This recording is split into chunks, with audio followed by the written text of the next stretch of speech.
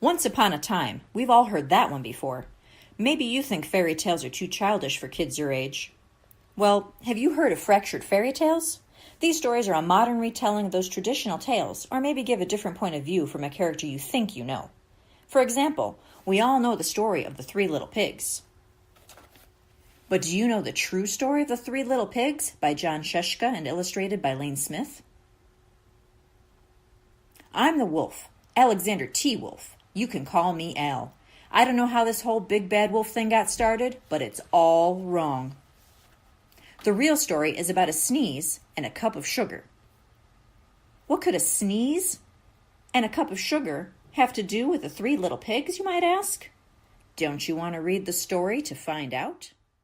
Or maybe you'd like to read The Stinky Cheese Man and Other Fairly Stupid Tales, also by John Scieszka.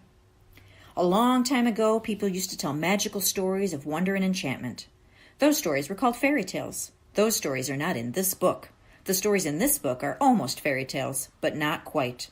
The stories in this book are fairly stupid tales. I mean, what else would you call a story like Goldilocks and the Three Elephants?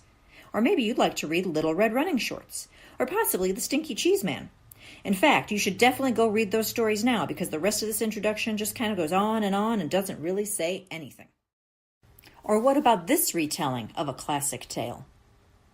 The princess kissed the frog, he turned into a prince, and they lived happily ever after. Or did they?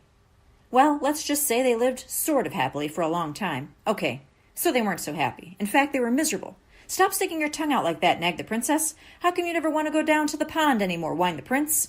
Will these two ever find their happily ever after? Do you still think fairy tales are just for little kids?